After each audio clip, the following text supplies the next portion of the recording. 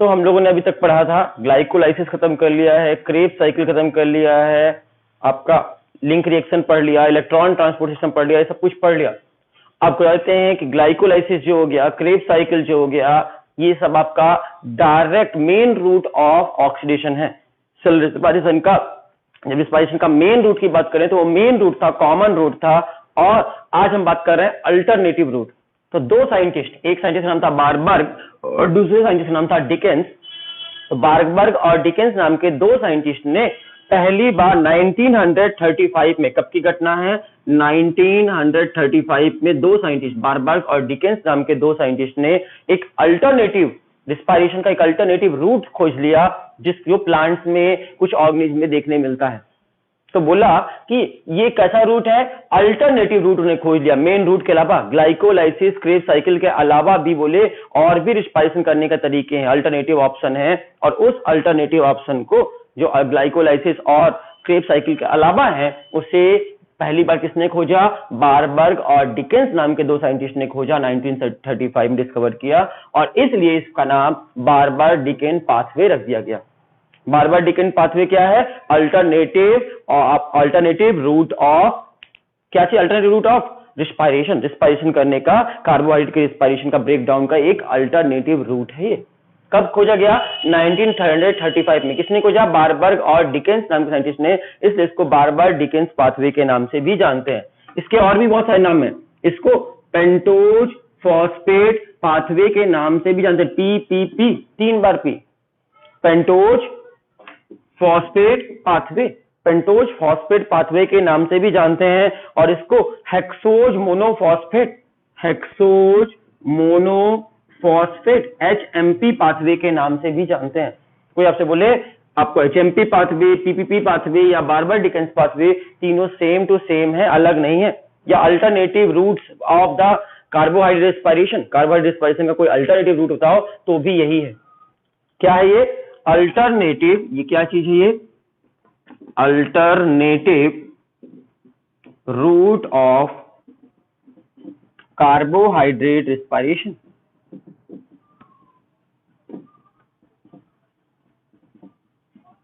Carbohydrate के respiration का ये अल्टरनेटिव रूट है।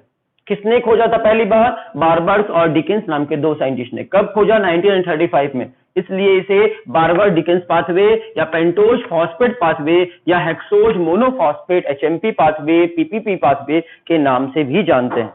चलो ठीक है, खोजा।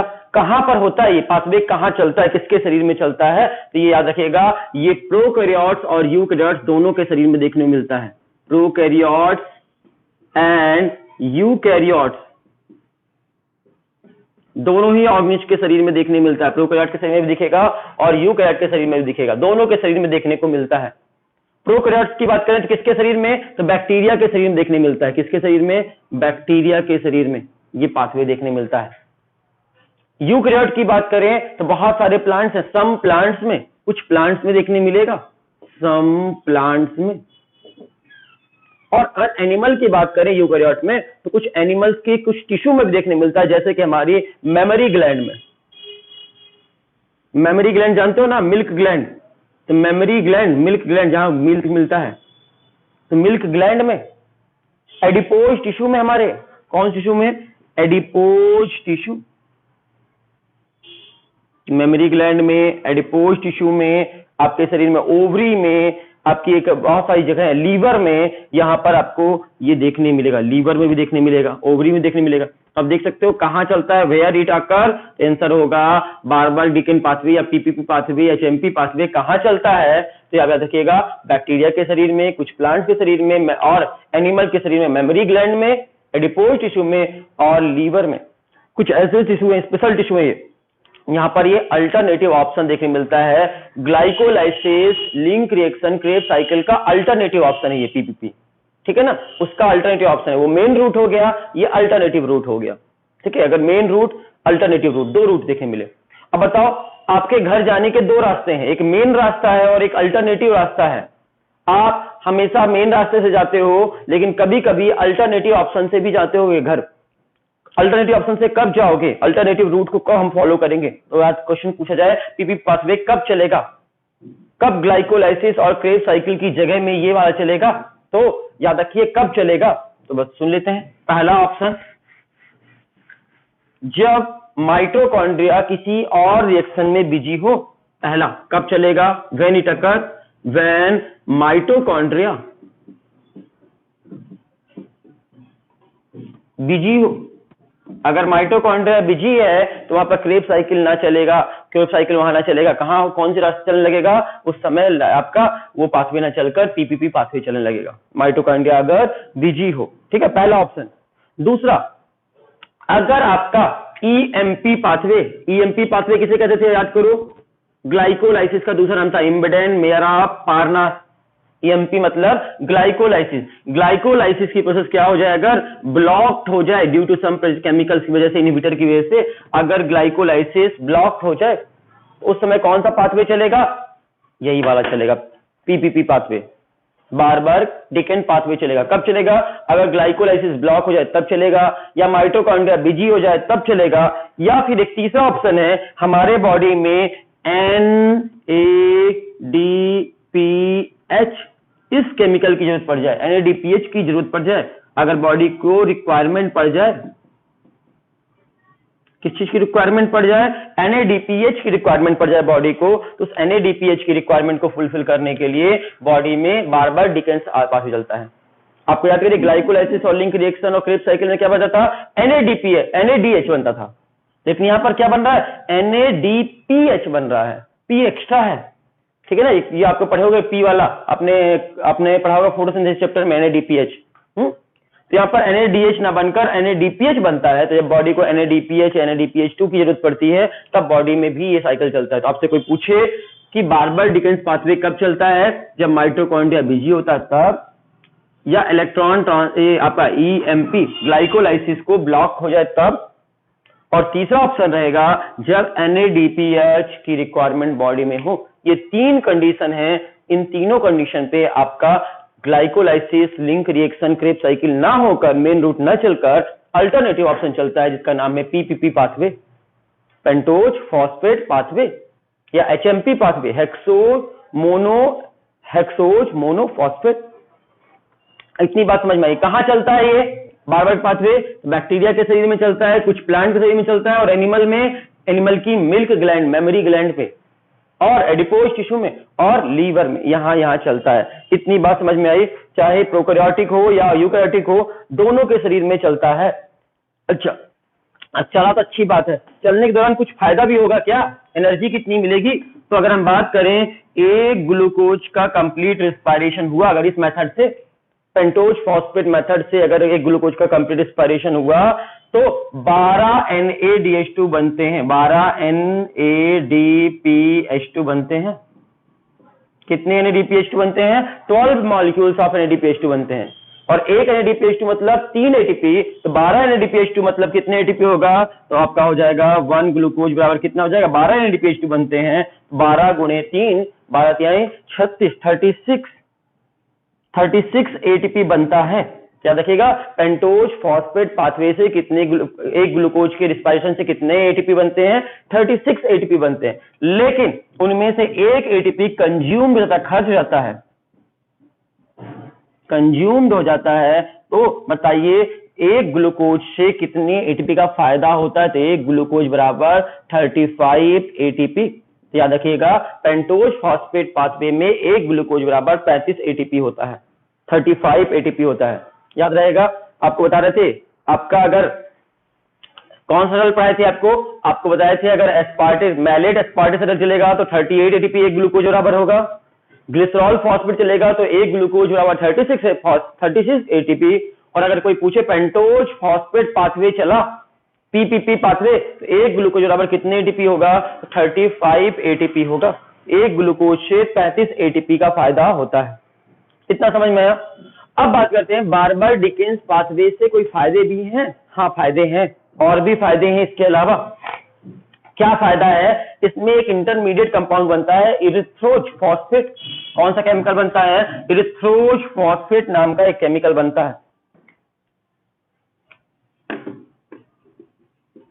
इरिथ्रोज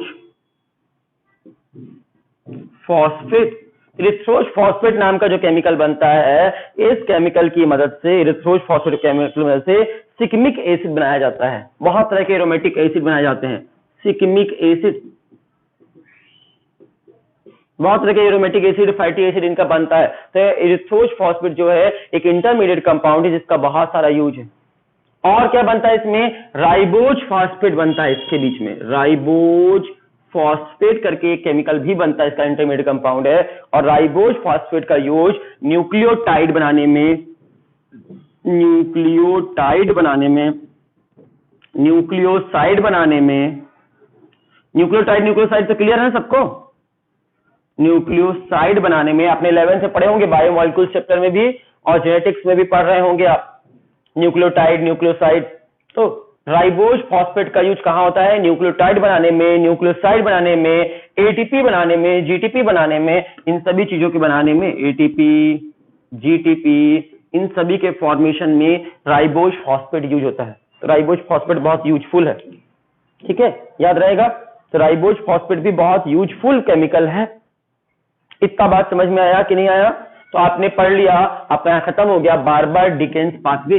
बारबार डिकेंस पाथवे का नाम बारबार डिकेंस पाथवे क्यों पड़ा? क्योंकि बारबार और डिकेंस नाम के दो साइंटिस्ट ने इसकी डिस्कवरी की थी। इसके और भी नाम है, पेंटोज फॉस्फेट पाथवे पीपीपी, या हेक्सोज मोनोफॉस्फेट एचएमपी, ये सभी पाथवे के नाम से जानते हैं। इसकी डिस्कवरी 1935 में हुई थी। और ये क्या है? Alternative route of carbohydrate respiration. Carbohydrate respiration का अल्टरनेटिव रूट है। किसकी जगह पे यूज हो सकते हैं? मेन रूट क्या है? तो फिर मेन रूट था glycolysis, link reaction, Krebs cycle, ये मेन रूट था और ये अल्टरनेटिव रूट है। कहां चलता है आपके शरीर में? तो प्रोकैरियोट यूकैरियोट दोनों से में चलता है। प्रोकैरियोट में बैक्टीरिया के शरीर में देखने मिलता है, कुछ प्लांट में देखने मिलता है, और एनिमल में मेमोरी ग्लैंड में, एडिपोज टिश्यू में, लीवर में, ओवरी में, इन सभी जगह आपको देखने मिलता है, ठीक है। इसमें एक ग्लूकोज से कितने एटीपी बनते हैं? 35 एटीपी बनते हैं। एक ग्लूकोज के रिस्पायरेशन से 35 एटीपी बनते हैं, ठीक है, अल्टरनेटिव ऑप्शन है। और ये इसके इंटरमीडिएट कंपाउंड क्या क्या है? इरिथ्रोज फॉस्फेट, जिसका यूज सिकमिक एसिड बनाने में, एरोमेटिक कंपाउंड बनाने में बहुत जगह यूज होता है। इसका एक और इंटरमीडिएट कंपाउंड है बीच में बनने वाला, राइबोज फॉस्फेट, इसका यूज न्यूक्लियोटाइड, न्यूक्लियोसाइड और एटीपी बनाने में करते हैं, ठीक है। इसके बहुत सारे यूज हैं। कब चलेगा? जब माइटोकॉन्ड्रिया बिजी हो तब भी चल सकता है, या फिर कब चल सकता है? जब ग्लाइकोलाइसिस ब्लॉक्ड हो जाए तब चलेगा, या फिर कब चलेगा? तीसरा ऑप्शन है, जब आपका शरीर में NADPH की जरूरत पड़ेगी तब बनेगा। इन तीन कंडीशन में चलता है। और यहां पर हमारा बारबार डिकेंस पाथवे फिनिश्ड हुआ। और इसके बाद अब हम पढ़ते हैं, और भी ऑप्शन है आपके बारबार डिकेंस के अलावा भी और भी पाथवे हैं, उनके बारे में बात करते हैं। हम अगर बात करते हैं कि हमने कार्बोहाइड्रेट का रिस्पायरेशन तरह से पढ़ रहे हैं, अगर हमने फैट खाया, लिपिड खाया और फैट या लिपिड खाया, फैट और लिपिड का रिस्पायरेशन कैसे होगा? तो जब हम फैट या लिपिड खाते हैं तो उसके रिस्पायरेशन समय दो चीजें बनती हैं। क्या क्या बनता है? एक बनता है आपका फैटी एसिड। जब भी फैट का ब्रेकडाउन होगा तो पहला चीज क्या बनेगा? फैटी एसिड बनेगा। और दूसरा चीज क्या बनेगा? एल्कोहल बनेगा, ग्लिसरॉल बनेगा। तो एल्कोहल का फॉर्मेशन होगा जैसे कि ग्लिसरॉल। ये दो चीजें बनती हैं, ग्लिसरॉल बनेगा और फैटी एसिड बनेगा। ग्लिसरॉल जो है, ग्लिसरॉल कन्वर्ट हो जाएगा DHAP में, और DHAP से मालूम है आपको क्या बनता था? 3-फॉस्फोग्लिसरॉल्डिहाइड, PGA बन जाएगा, 3-फॉस्फोग्लिसरॉल्डिहाइड। अब देख पा रहे हैं, यहां से अंदर घुस गया या फिर ग्लाइकोलाइसिस में इंटर कर गया। एक ग्लिसरॉल एल्कोहल जो बना वो आपके ग्लाइकोलाइसिस में इंटर कर गया DHAP के थ्रू। और ये जो फैटी एसिड है उसका क्या होगा? इस फैटी एसिड का हमको देखना है कि क्या होगा। इस फैटी एसिड का देखते हैं हम, ये देख सकते हो ग्लाइकोलाइसिस में घुस गया, यहां से DHAP के थ्रू कहां में घुस गया? ग्लाइकोलाइसिस में इंटर कर गया ये। और ग्लाइकोलाइसिस से लिंक रिएक्शन, क्रेब्स साइकिल जो भी होता है वो सब होता रहेगा। इस फैटी एसिड का क्या होगा? तो फैटी एसिड आगे जाकर कन्वर्ट हो जाएगा एसिटाइल CoA में। एसिटाइल CoA में कन्वर्ट हो जाएगा जब ब्रेकडाउन होगा। तो फैटी एसिड का ब्रेकडाउन से क्या बनता है? एसिटाइल CoA बनता है। और इस घटना को, फैटी एसिड से एसिटाइल CoA बनने की घटना को क्या कहते हैं? बीटा ऑक्सीडेशन के नाम से जानते हैं, याद रख लीजिए। आपसे कोई पूछे बीटा ऑक्सीडेशन क्या कहते हैं, तो फैटी एसिड के ब्रेकडाउन से एसिटाइल को ए बनने की घटना को बीटा ऑक्सीडेशन कहते हैं। और ये एसिटाइल को ए बन गया तो एसिटाइल को ए कहां इंटर कर जाएगा, ये आपका क्रेब्स साइकिल में इंटर कर जाएगा। याद करो क्रेब्स साइकिल में घुसता था एसिटाइल को ए, क्रेब्स साइकिल में इंटर कर जाएगा जैसा होता था एज यूजुअल। तो याद करो फैट अगर आप खाओगे तो उसका क्या होगा, जब भी आप लिपिड या फैट खाओगे तेल की वाली चीजें, दो भाग बनेंगे, फैटी एसिड और ग्लिसरॉल। ग्लिसरॉल आपका डीएचएपी बनेगा और ये ग्लाइकोलाइसिस में इंटर कर जाएगा।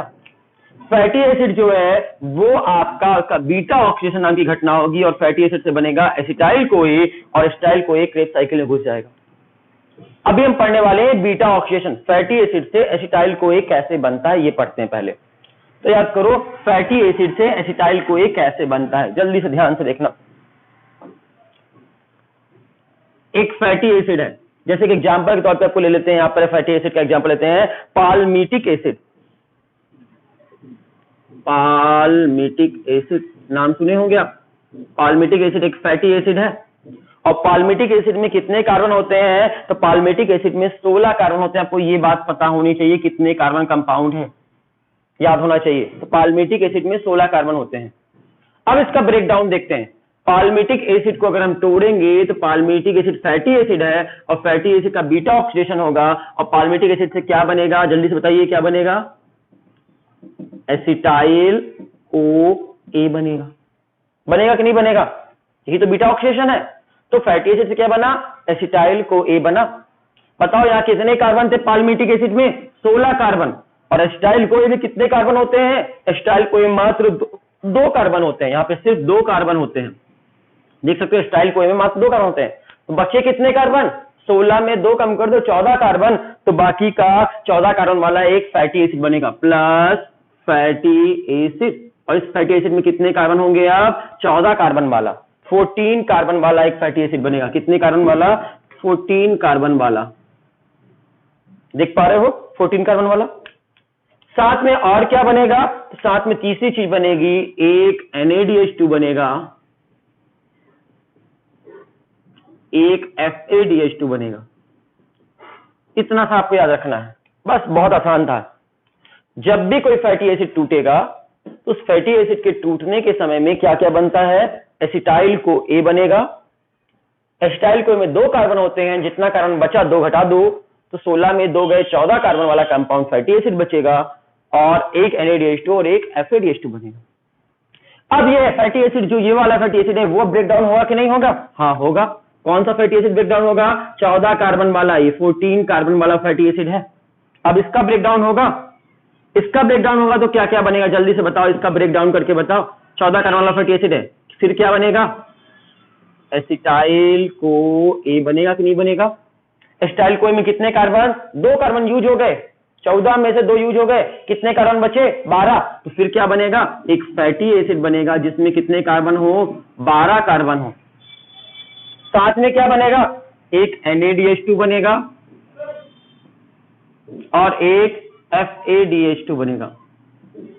देख पा रहे हो, फिर ये फैटी एसिड, ये वाला फैटी एसिड फिर यूज हो जाएगा, फिर ये फैटी एसिड आएगा कितने कार्बन वाला, 12 कार्बन वाला, और इस फैटी एसिड का फिर रिस्पायरेशन होगा, फिर बनेगा एसिटाइल को ए प्लस फैटी एसिड। कितने कार्बन वाला फैटी एसिड बनेगा, 12 था, 12 में से 2 कार्बन यूज हो गए, बचा कितना, 10 कार्बन, 10 कार्बन वाला fatty acid plus NaDH2 plus FADH2। देख पा रहे हो, फिर क्या होगा, और वाला फैटी एसिड का फिर रिस्पायरेशन होगा, कितने कार्बन वाला, 10 कार्बन वाला, इसका रिस्पायरेशन होगा तो क्या बनेगा, एसिटाइल को ए, एसिटाइल क्या हो रहा है, एसिटाइल को ए प्लस फैटी एसिड, कितने कार्बन वाला, 10 था, 10 से 2 यूज हो गया, 8 कार्बन वाला, प्लस NaDH2 प्लस FADH2। देख पा रहे हो, फिर होगा वही 8 कार्बन वाला फैटी एसिड जिसमें 8 कार्बन थे, उसका रिस्पायरेशन होगा, एसिटाइल को ए बनेगा। बार बार ऐसा होता रहेगा जब तक 0 नहीं हो जाए इसका गिनती। Acetyl CoA plus fatty acid, इसमें अब 6 कार्बन होंगे प्लस NADH2 बनेगा, एक FADH2 बनेगा। फिर ये 6 का फिर होगा फैटी एसिड 6 कार्बन वाला, इसका रिस्पायरेशन होगा, फिर एसिटाइल कोए बनेगा। देख लो बार बार ये घटना रिपीट होती रहेगी जब तक ये जीरो नहीं हो जाएगा। Fatty acid plus 4 carbon plus NADH2 plus FADH2। फिर क्या होगा, 4 कार्बन वाला फैटी एसिड आएगा, फैटी एसिड 4 कार्बन वाला, इसका फिर रिस्पायरेशन होगा, फिर बनेगा acetyl CoA plus fatty acid कितने कार्बन वाला, 2 कार्बन वाला। और 2 कार्बन वाले फैटी एसिड को क्या कहते हैं पता होना चाहिए, 2 कार्बन वाले फैटी एसिड को ही एसिटाइल कोए कहते हैं। मतलब 2 एसिटाइल कोए बना प्लस NADH2 प्लस FADH2। देख पा रहे हो कितने बार घटना हुई, 1 2 3 4 5 6 7 बार ये घटना हुई। इस 2 फैटी एसिड को क्या लिख सकते हैं, 2 कार्बन वाला फैटी एसिड को एसिटाइल कोए लिख सकते हो दोबारा, हाँ लिख सकते हो, 2 कार्बन वाला फैटी एसिड को एसिटाइल कोए ही कहते हैं। तो एसिटाइल कोए के 2 मॉलिक्यूल्स बने लास्ट वाले में। देख सकते हो कितने स्टेप इन्वॉल्व हुए, 1 2 3 4 5 6 7 स्टेप में घटना कंप्लीट हुई। 1 2 3 4 5 6 7 स्टेप इन्वॉल्व थे।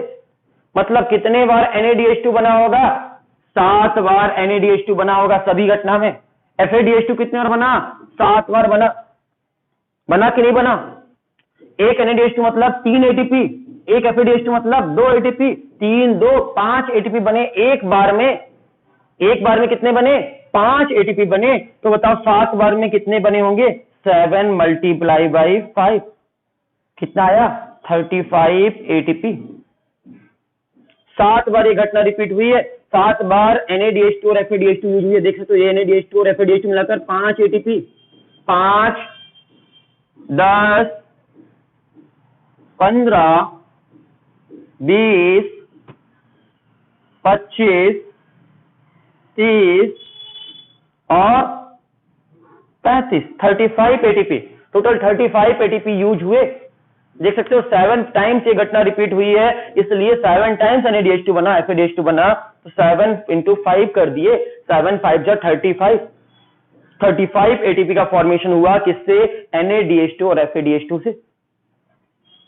अब बताओ इस घटना के दौरान एसिटाइल को ए बना है कि नहीं बना है, कितने बार बना है, 1 2 3 4 5 6 7 और ये वाला भी है, इसको भी एसिटाइल को ही कहेंगे।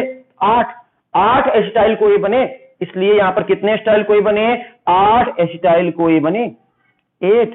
और एक एसिटाइल कोए बराबर कितने एटीपी होता है, आपको पढ़ा चुके हैं पहले ही, क्लास याद करना। एक एसिटाइल कोए अगर क्रेब साइकिल में एंटर करेगा तो 12 एटीपी निकलते हैं एक साइकिल में। तो एक एसिटाइल कोए बराबर होता है 12 एटीपी, 2 एसिटाइल कोए बराबर 24 एटीपी, तो एक एसिटाइल कोए बराबर 12 एटीपी, तो 12 8 96 एटीपी,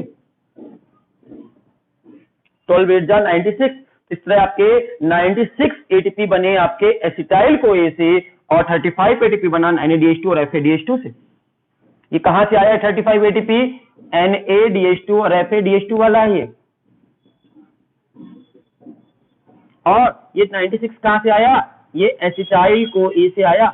8 एसिटाइल कोए बने हैं, तो 8 एसिटाइल को ए के हैं। अब आप देख सकते हो 35 प्लस 96 टोटल कितना हो गया, तो 35 और 96 आपका टोटल हो गया 131 एटीपी बना। और इस 131 एटीपी में से 2 एटीपी खर्च हो जाती है, इसलिए आपका एक पाल्मेटिक एसिड से कितना बना, 129 एटीपी। तो 129 एटीपी का फॉर्मेशन हुआ है। आपको कोई पूछे 1 palmitic acid is equal to, तो आपका आंसर होगा 129 एटीपी।